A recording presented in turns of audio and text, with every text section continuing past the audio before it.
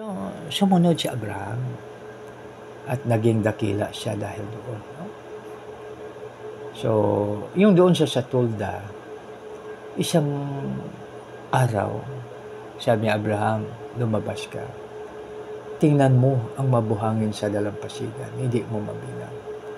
Yun ang iyong magiging lahi.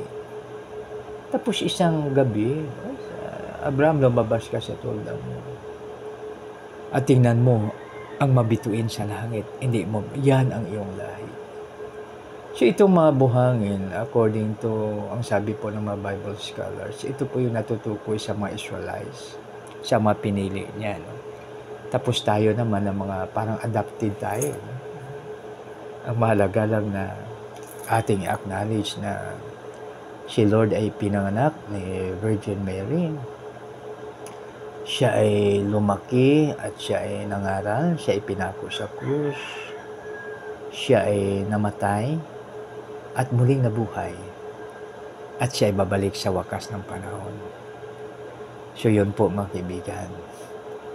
So dito ngayon, yung ating pinag-usapan na tingnan at lasapin ang kabutihan ni Yahweh. So si Abraham ay may grabe ang pagsubok niya, no? Nanalangin siya ng 75 siya at dumating si Isaac ng 100 years old na siya, no? Tapos ang sabi niya, Abraham, ihandog mo sa akin ang kaisa-isa mong anak, no? So balit mga kapatid, sinunod po yun ni Abraham. So ibig sabihin niyan mga kaibigan, pag tayo ay sa ating Panginoon upang ating matingnan at malasap ang iyang kabutihan, maging masunurin po tayo. Sumunod si Abraham, tapos sabi niya. So, papunta na sila ni Isaac, ang kanilang mga katulong papunta doon sa Mount Moriah. Tapos yung maayos na po yung altar, no? Kung saan mag-alay. Kasi yun ang, noon sinusunod, mag-alay ng lamb, no? O kaya yung kordero, no? Tapos yung sabi ni Isaac, saan po ang ating alay? Tapos ginapos ngayon si Isaac, inilagay doon sa altar. So balit yung itaas na yung kanyang puna, ibaba ang sabi ng Abraham, na tunay na ikaw ay yan. No? So napatunayan na siya ay sumunod, no? Kaya napakapala ni Abraham. Subalit grabe ang pagsubok, no? So ganoon din po sa atin na kahit tayo ay mapalad, pero mayroon pa rin po tayong mga pagsubok na dinadaanan po sa ating buhay, no? Kasi natural lang yung pagsubok. Yan ang pagsubok ay talagang ganun siya, no? Talagang pinaparanas para sa atin, para lalo po tayong tatatag, no? So ngayon mga kaibigan, yun ang nangyari kay Abraham, no? Tapos dito naman sa kanyang anak, no, na mapala din si Isaac. No? So nauna, bago si Abraham ay inutusan niya yung kanyang mayordomo, no? Kasi pag Espanyol yata yung mayordomo. Ibig sabihin yung kanyang katiwala, inutusan niya. Sabi niya, ilagay mo yung kamay dito sa ilalim ng aking hita, no? Kasi yun ang sumpaan pala noon. Ilagay sa ilalim ng hita. No? Sabi niya, pumunta ka doon sa aking mga kamag-anak. No?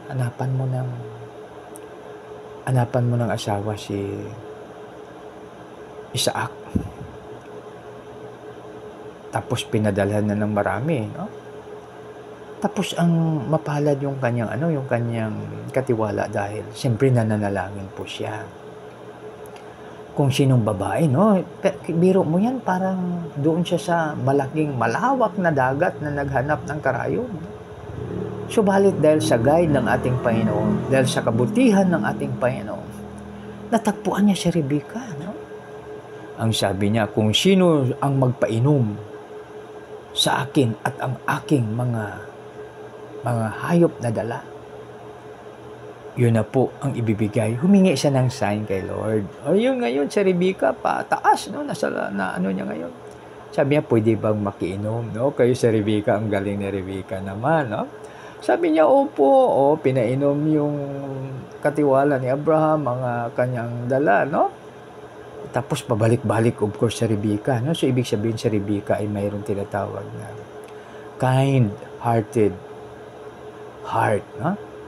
Kind-hearted, no? Parang sobrang po yung sinasabi niya. Kind-hearted heart. Ayan. Kind-hearted lang pala. Kind-hearted. So ngayon, pabalik-balik si Rebecca. No? Tapos bandang huli yung napainom na lahat na kanyang dalang tupa, sabi niya. Tupa, yung kanyang dalang yung hayop na ginamit nila. No? So ngayon, ang sabi ni Rebecca, sabi niya, doon po sa bahay, mayroon din doon pagkain ng iyong mga asno o kaya yung inyong hayop na dala, may pagkain din doon. Pwede kayo magugas niya yung paa doon sa bahay, no? So yan, inibitahan niya ngayon. Yan, tapos dinala, no? So doon na, pero doon pa lang sa taas ng balon, binigyan na si Rebecca ng mga palamuti ng ano na yun. No? Yan, tapos na-meet niya doon yung